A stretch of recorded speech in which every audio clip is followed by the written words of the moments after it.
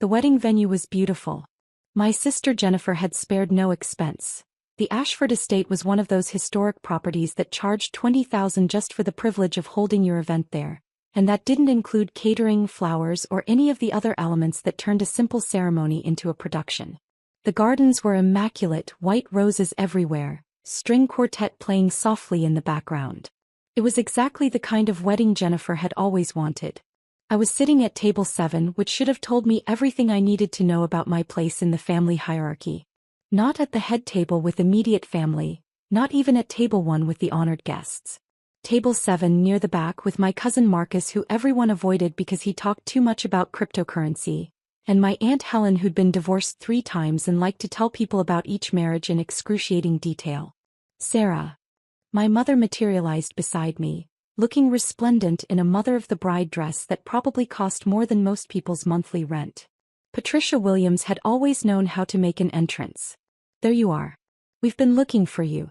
Jennifer wants all the family together for photos. I'll be right there, Mom. And please try to smile naturally. You always look so stiff in photos. She glanced at my dress, a simple navy blue sheath that I'd bought off the rack at Nordstrom. That's what you're wearing? Yes. It's very plain. I told you this was a formal wedding. Jennifer specifically requested that everyone dress up. This is dressed up, Mom. She sighed, the kind of sigh that conveyed deep disappointment without actually saying the words. Well, come on then. And maybe borrow some jewelry from someone? You look so bare. I followed her to where the photographer had set up an elaborate backdrop of flowers. Jennifer was there in her wedding dress, a confection of white silk and lace that had required 6 fittings and cost $40,000. Her husband Derek stood beside her, looking vaguely uncomfortable in his tuxedo. Finally, Jennifer said when she saw me. We've been waiting for 20 minutes. The photographer charges by the hour, Sarah. Sorry. I was at my assigned table. You're assigned. Oh my God, did Mom put you at table 7? She laughed, the sound sharp and brittle. That's perfect. Table 7 is where we put people we had to invite but don't really want to talk to. Jennifer, that's rude, my father said, but he was smiling as he said it. Thomas Williams had never been good at actually disciplining his golden child. I'm just being honest, Daddy. Jennifer positioned herself in the center of the family group, making sure she was the focal point. Hey, everyone smile. Look happy. This is costing a fortune. We took photos for 30 minutes. Jennifer wanted shots with different combinations of family members, different poses, different backgrounds. Through it all, I stood where I was told to stand, smiled when I was told to smile, and said nothing. Okay, I think we're done with family photos, the photographer finally said. Shall we move on to the bridal party? Yes, thank you. Jennifer turned to look at me. Sarah, you can go back to your table now. We're doing bridal party only. I nodded and started to walk away. Wait. My mother caught my arm. Sarah, before you go, Jennifer wanted to introduce you to some people. Potential employers. Employers. Professional connections, my father clarified. People who might be able to help you get a real job. I have a job, Dad. Your little internet hobby doesn't count, Jennifer said, her voice carrying across the garden. Several guests turned to look. Mom and Dad have been networking for you. The least you could do is be grateful. I'm not looking for a job. Well, you should be. Jennifer smoothed down her dress, checking her reflection in a nearby window. Sarah, you're 36 years old. It's time to stop playing entrepreneur and get serious about your career.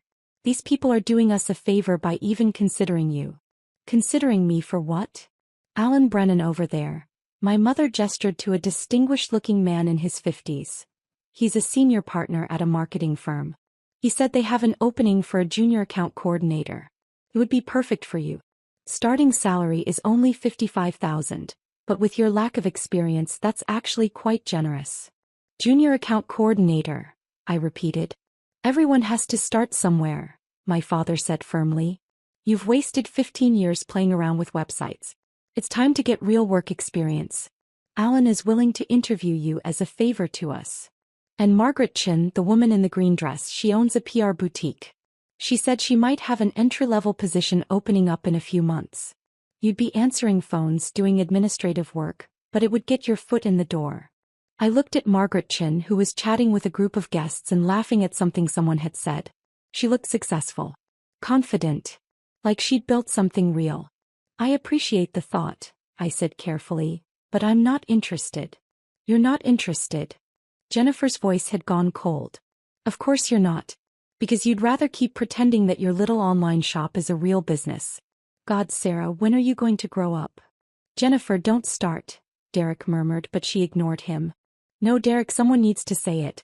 We've all been tiptoeing around Sarah's delusions for years. She sits in her apartment all day playing on her computer, pretending she's running a business. Meanwhile, she's living paycheck to paycheck, driving a car that's falling apart, wearing off-the-rack dresses to weddings because she can't afford anything nice. My car is fine, I said quietly. Your car is 15 years old. It's an embarrassment. And your apartment? When was the last time anyone visited you there? Right, never. Because you're too ashamed to have anyone see how you're actually living. I'm not ashamed of my apartment. You should be. Mom told me it's in that terrible neighborhood downtown. The one with all the, she lowered her voice, questionable people. You could have stayed in the suburbs where it's safe, where it's nice, but no. You had to move to the city to be near your business opportunities. My mother nodded sadly. We've been so worried about you, Sarah. Living alone in that dangerous area. Working all hours on this internet thing that doesn't seem to generate any real income. When was the last time you took a vacation? When was the last time you bought yourself something nice? I bought a new laptop last month. A laptop for work doesn't count. Jennifer was on a roll now, her voice getting louder. More guests were watching. I'm talking about nice things, Sarah. Jewelry. Designer clothes. Luxury items. The things successful people have. Look at Derek and me, we just bought a house in Maple Ridge. 4 bedrooms, 3 bathrooms, gourmet kitchen. That's what success looks like. Not sitting in a studio apartment selling things online. I don't live in a studio, I said. Whatever. The point is you're wasting your life. You had potential, Sarah. You went to Stanford. You could have done something real with that degree. But instead you dropped out after 2 years to pursue this ridiculous business idea. And 15 years later, what do you have to show for it? Nothing. I wouldn't say nothing. Name one tangible thing your business has achieved. But one thing that proves it's actually successful and not just you playing pretend. I could have answered. Should have answered. But something stopped me. The same thing that had been stopping me for 15 years. The desire to see how far they'd push it. How cruel they'd be willing to get. I'm happy with what I've built, I said simply. Jennifer laughed, a harsh sound. Happy. That's what unsuccessful people say when they've given up on actually achieving anything. I'm happy. Well, congratulations on your happiness, Sarah. I hope it keeps you warm in that studio apartment when you're 60 and still haven't accomplished anything with your life. Jennifer, that's enough, Derek said more firmly this time. It's not enough. Someone needs to give her a reality check. Jennifer turned to address the growing crowd of guests who'd stopped their conversations to watch our family drama unfold. My sister Sarah, everyone. She's a cautionary tale. Proof that intelligence doesn't guarantee success. She went to one of the best universities in the country and dropped out to sell things on the internet. 15 years later, she's broke, alone, and still pretending she's a businesswoman. I'm not broke, I said quietly. Really? Then why are you wearing a $200 dress to my wedding? Why are you driving a car from 2009? Why couldn't you afford to stay here at the venue like the rest of the family? Mom said you booked a motel 10 miles away because you couldn't afford the room rates. I prefer the motel. Of course you do. Just like you prefer your ancient car and your cheap apartment and your off-the-rack clothes. Sarah prefers everything that costs less because Sarah doesn't have any money. My father cleared his throat. Sarah, honey, we're just trying to help. We love you. We want you to be successful. I am successful, Dad. No, sweetheart, you're not. And it's time to face that fact. This internet business of yours. What do you even sell? Pet supplies? Kitchen gadgets? It's all very vague whenever anyone asks. I run a software company. Jennifer snorted. A software company. Please. You sell products through a website.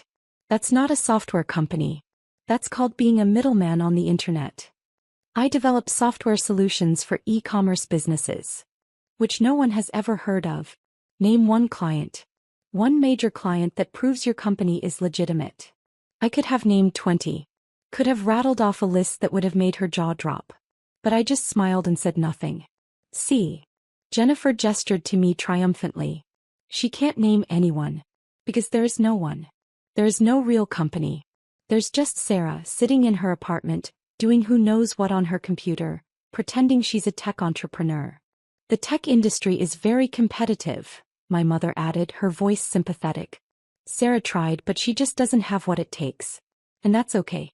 Not everyone can be a success story. The important thing is that she learns from this experience and moves on to something more realistic. Which is why we set up these job interviews, my father said. Sarah, please. Talk to Alan and Margaret. Let them help you. It's not too late to start a real career. You're only 36. You could still have a successful professional life if you just let go of this fantasy. It's not a fantasy, I said. Then prove it. Jennifer was almost shouting now. Prove you're actually successful. Show US bank statements. Show us contracts with real clients. Show us anything that proves you're not just a failure who's too stubborn to admit it.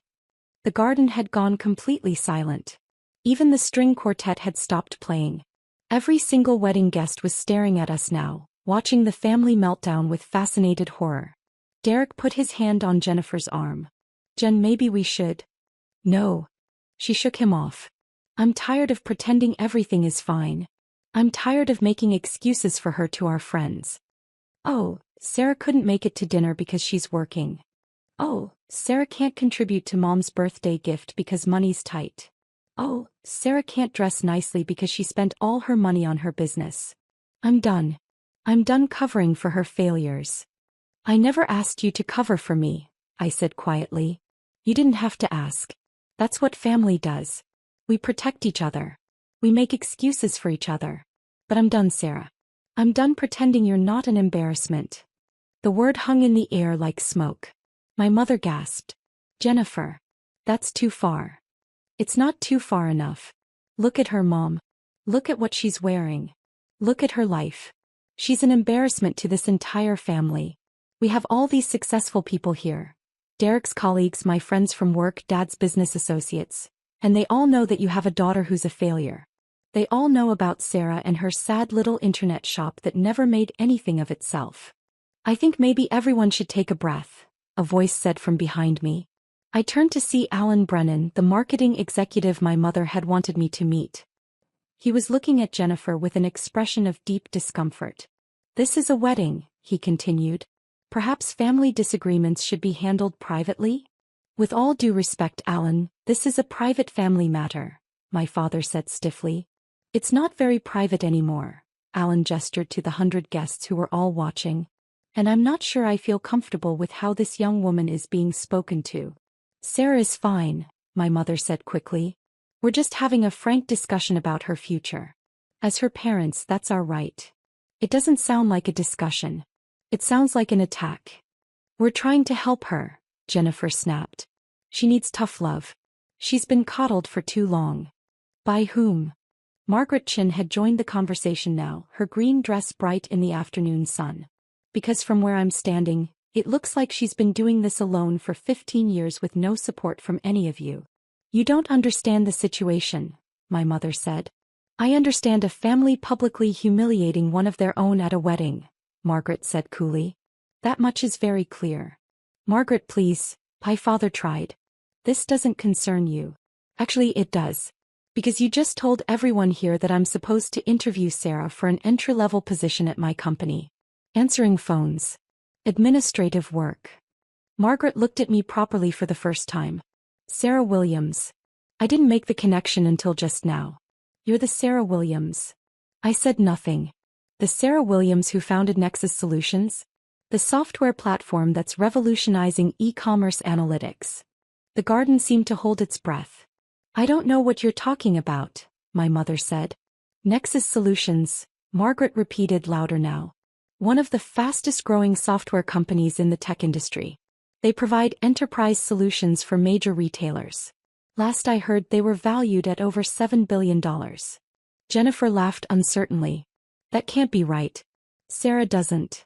Sarah Williams, Stanford dropout, founded Nexus 15 years ago. Margaret continued. She had her phone out now, pulling up information. Started in a studio apartment in downtown Seattle. Bootstrapped the entire operation. Grew it from nothing to a multi-billion-dollar enterprise. Forbes did a profile on her last year.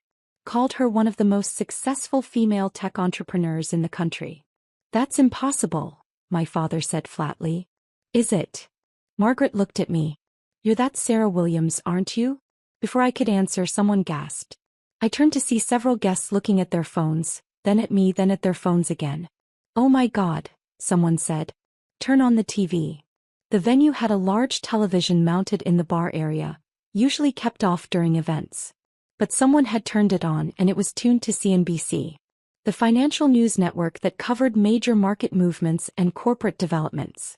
The screen showed a breaking news banner. Major tech acquisition announced.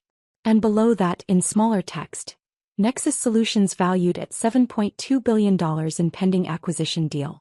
The reporter was speaking. Stunning development in the tech world today. Nexus Solutions, the enterprise software company founded by tech entrepreneur Sarah Williams, has announced it's being acquired by Amazon for $7.2 billion in cash and stock. This represents one of the largest tech acquisitions of the year. Williams, who founded Nexus 15 years ago and has maintained a remarkably low profile despite her company's success, will reportedly remain as CEO of the division post-acquisition. Sources close to the deal suggest Williams' personal net worth could exceed $3 billion after the acquisition closes. The reporter continued talking, but I couldn't hear over the sound of my mother's sharp intake of breath. Every single person in the garden was staring at me now. Not with contempt or pity. With shock. With awe. With the dawning realization that they'd been at a wedding where the supposed family failure had just been revealed to be worth $3 billion. Sarah, my father said weakly. Is that you? Yes. But you said you sold things online. No. You said I sold things online. I said I ran a software company. You didn't believe me. Jennifer had gone completely white. $7 billion? $7.2 billion is the acquisition price. My personal stake is about 40%, so roughly $3 billion, yes. Though the exact number depends on how the stock portion is valued at closing. $3 billion. My mother repeated as if saying it might make sense. Give or take. But you live in a studio apartment. I live in a penthouse downtown. I've lived there for 8 years. It's 3,500 square feet with floor-to-ceiling windows overlooking the bay. You've never visited me, so you wouldn't know that. And your car. My car is a 2009 Honda because I like it and it's reliable and I don't care about driving something flashy. I also own a Tesla and a Range Rover, but I prefer the Honda for daily use. This can't be happening, Jennifer whispered. The dress. My mother gestured weakly at my outfit. The dress cost $200 because I don't think spending thousands of dollars on clothes is a smart use of money. I have plenty of expensive clothes. I just don't enjoy wearing them. Alan Brennan cleared his throat. So, I'm guessing you're not interested in that junior account coordinator position? No, but thank you for the offer. Margaret Chin was smiling now, a genuine smile. And I'm guessing you won't be answering phones at my PR boutique? Probably not. Good. Because that would have been a terrible waste of your talents. She extended her hand. It's an honor to meet you, Ms. Williams. I've been following Nexus Solutions for years. What you've built is extraordinary. I shook her hand. Thank you. I appreciate that. The television was still going, now showing a photo of me from the Forbes article Margaret had mentioned. It was a professional headshot taken in my office with the Seattle skyline behind me. I was smiling in the photo, looking confident and successful and nothing like the failure my family had been describing. In a rare interview last year, the reporter was saying, Williams discussed her philosophy of staying out of the public eye despite her massive success. I don't need the attention, she said. I just want to build good software and solve real problems for clients. Everything else is noise. The reporter continued. Nexus Solutions currently employs over 3,000 people across 12 offices worldwide. The company's software platform is used by major retailers including Walmart, Target and Home Depot, as well as countless smaller e-commerce businesses. Industry analysts suggest the Amazon acquisition could value Nexus technology at an even higher premium once integration is complete. Derek had his phone out, scrolling frantically. It's true. It's all true. Sarah Williams, founder and CEO of Nexus Solutions. Stanford dropout who built one of the most successful enterprise software companies in the industry. There are articles going back years. How did we not know about this? Because you never asked, I said simply. Because you decided who I was and what I'd accomplished and you never questioned those assumptions. But you never told us, my mother protested. You never said you were successful. I tried. Many times. Remember when I invited everyone to Nexus's 5th anniversary party? The one at that nice hotel downtown? Dad said he wasn't going to waste an evening celebrating my little internet hobby. Remember when I wanted to talk about the company at Christmas 3 years ago? Jennifer told me to stop boring everyone with my business talk. Remember when I offered to help with Mom's remodeling project because I knew a contractor? You said you didn't want charity from someone who was barely scraping by. My father's face had gone gray. We assumed. You assumed I was a failure. And you liked that assumption because it made you feel superior. It made Jennifer's accomplishments seem more impressive by comparison. It gave you all something to look down on. That's not true, Jennifer said, but her voice was shaking. It is true. You've spent 15 years telling everyone I was an embarrassment. Telling your friends I was a failure. Using me as a cautionary tale. And now you're learning that the failure sister is worth $3 billion. The silence was absolute. Even the string quartet seemed afraid to make a sound. A man in an expensive suit approached us. He looked vaguely familiar. Someone from Derek's side of the family, maybe a colleague. Excuse me, but are you really the Sarah Williams? The one who built Nexus? I am. I'm Marcus Reed. I'm a venture capitalist. I've been trying to get a meeting with you for 2 years. I remember your emails. We wanted to invest in Nexus's Series C round, but you turned us down. You turned everyone down. You said you didn't need outside capital. I didn't. We were profitable enough to fund our own growth. Remarkable. Absolutely remarkable. He looked at Jennifer and my parents. Do you people have any idea what she's accomplished? Bootstrapping a software company to a $7 billion valuation? Without venture capital. Without debt. That's virtually unheard of in this industry. She's one of the most successful entrepreneurs of her generation. We're learning that, my father said quietly. More people were approaching now, people from the wedding who'd been watching the TV or reading about the acquisition on their phones. They wanted to meet me, to shake my hand, to ask about Nexus, to talk about the Amazon deal. I answered their questions politely. Yes, the acquisition would close in about 6 months pending regulatory approval. Yes, I'd remain as CEO of the Amazon division. Yes, we were planning to expand into international markets using Amazon's infrastructure. Yes, I was excited about the partnership. Through it all, my family stood frozen, watching this alternate version of their sister and daughter interact with people who actually understood what I'd built. I can't believe this, Jennifer kept saying. I can't believe this is happening. Believe it, Margaret Chin said. She'd stayed close by, seeming to enjoy watching the family dynamic collapse. Your sister is one of the most successful people in this room. Possibly the most successful person at this entire wedding. But she never said anything. She tried. You didn't listen. The wedding coordinator appeared, looking harried. Ms. Williams, Jennifer, we need to move forward with the schedule. The caterers are ready to serve dinner. Right. Yes. Dinner. Jennifer looked dazed. Everyone should go to their tables. The guests began moving toward the reception area, but many of them kept glancing back at me, whispering to each other, checking their phones for more information about the acquisition. Sarah, my father said quietly. Can we talk? Privately. I don't think there's anything to talk about, Dad. Please. Just for a few minutes. I looked at my watch. 5 minutes. I have a conference call with Amazon executives in an hour. Need to get back to my hotel. Your hotel? My mother asked. The Fairmont. Presidential suite. I've been staying there all week while I finalize the acquisition details. But you said you were staying at a motel 10 miles away. No, Jennifer said that. I never corrected her because I wanted to see how far she'd take it. We moved to a quiet corner of the garden, away from the other guests. My parents stood close together, looking smaller somehow than they had an hour ago. Jennifer was crying quietly. Derek looked like he wanted to be anywhere else. "We're sorry," my mother said. "Sarah, we're so sorry. We had no idea." "You had every opportunity to have an idea," I interrupted. "You chose not to. You chose to believe I was a failure because it was convenient. Because it fit your narrative."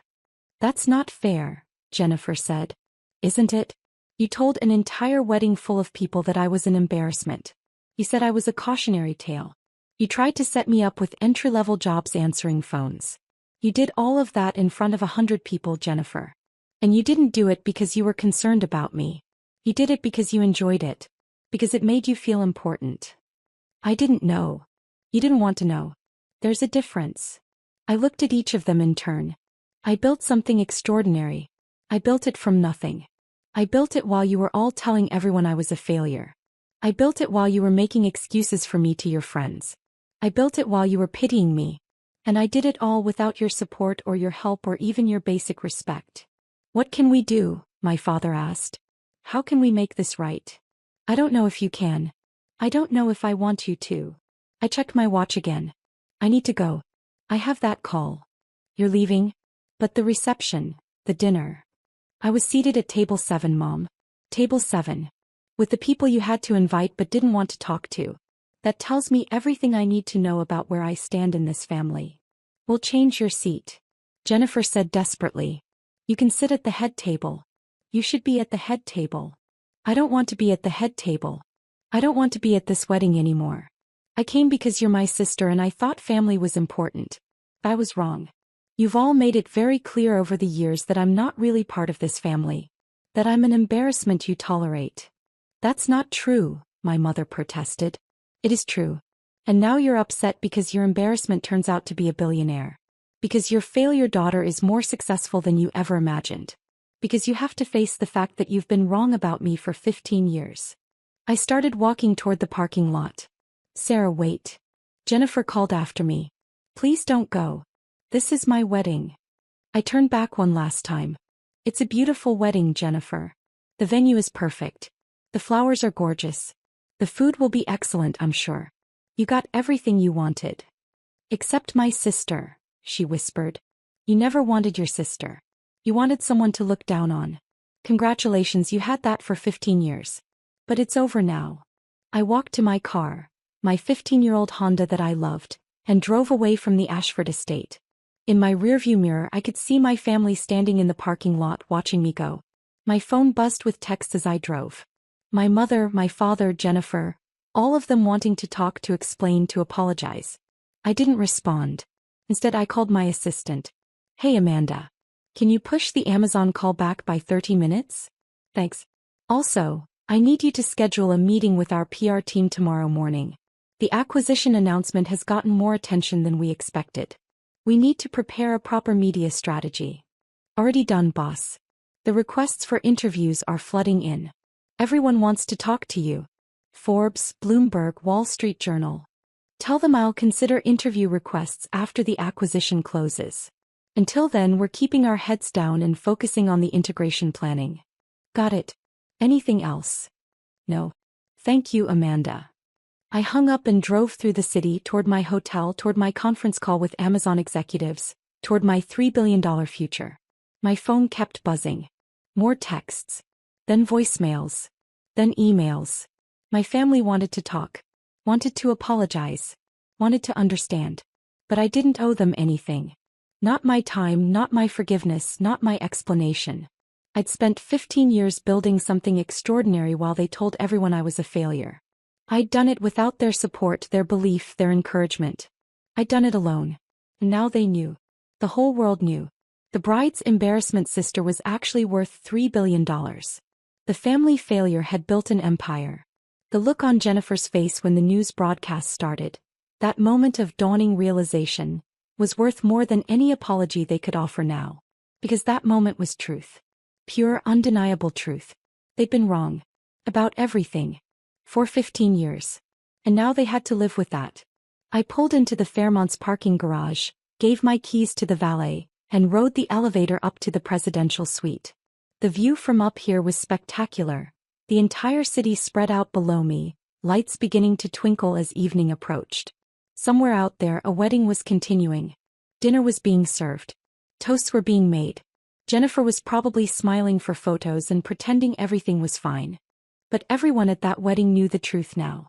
They all knew about the sister who got seated at table 7. The sister who was publicly humiliated. The sister who turned out to be worth $3 billion. I opened my laptop and logged into the conference call. Amazon executives filled the screen. VPs, directors, lawyers, integration specialists. All of them ready to talk about the acquisition, about timelines, about synergies and market opportunities. Good evening, everyone, I said. Thanks for your patience. Shall we get started? And we did. Because that's what success actually looks like. Not perfect families or supportive parents or sisters who celebrate your achievements. Just you, your work, and the empire you build while everyone else is busy underestimating you. I'd built that empire. $3 billion worth of proof that I was never the failure they thought I was. And that was enough. More than enough.